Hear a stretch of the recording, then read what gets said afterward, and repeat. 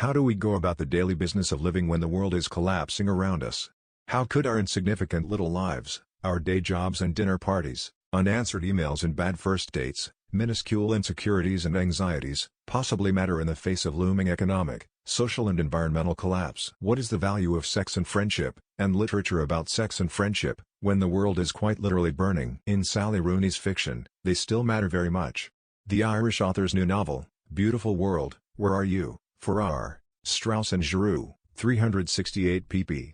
Out of 4, is her third consecutive banger after Normal People and Conversations with Friends, an intimate and piercingly smart story about sex and friendship that finds the profound in the everyday.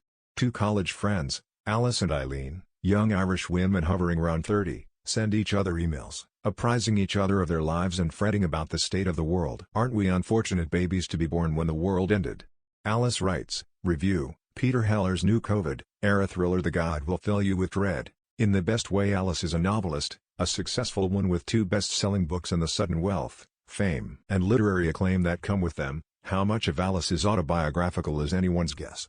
Rooney is decidedly offline. Her bestsellers also came with a nervous breakdown and a stint in the hospital from which she's still recovering. While she waxes philosophical in her emails to Eileen about right-wing politics, wealth inequality and the meaning, or meaninglessness, of life, but why should anyone be rich and famous while other people live in desperate poverty? The reluctant millionaire muses, she's begun seeing a man, Felix, she met on Tinder. A blue-collar worker in an Amazon-like warehouse. Felix doesn't read books, never mind Alice's, and Hess not terribly impressed or intimidated by Alice's success. Despite a disastrous first date and lack of common ground, Alice invites him to accompany her to Rome on a literary trip, and they begin a relationship that looks more like a power struggle. Eileen, meanwhile, is foundering in work and love. She is Alice's professional foil, toiling and underpaid as an editor at a small literary magazine.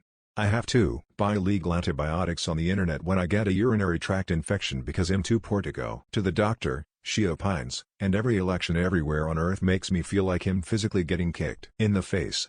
Single now after the failure of a long-term relationship, she pines for Simon, an older friend she's loved since childhood, tall and golden with a succession of ever-younger girlfriends who aren't Eileen.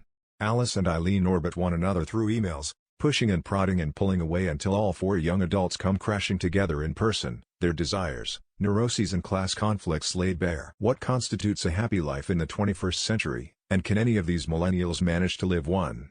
If one were to plot out the action, not a whole lot happens really in Beautiful World. It's just 4 people going about the daily business of living, preparing and serving meals, smoking and stubbing out cigarettes, pouring another glass of wine, typing and deleting and retyping text messages. Beautiful World is sensual with lingering details. A fruit crumble warming in the oven.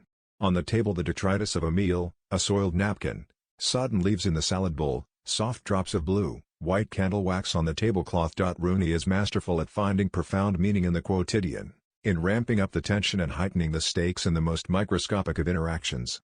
The pages fly as fast as in any thriller to find out if these 4 young adults can figure out how and why to live. So of course in the midst of everything, Alice writes, the state of the world being what it is, humanity on the cusp of extinction, here I am writing another email about sex and friendship.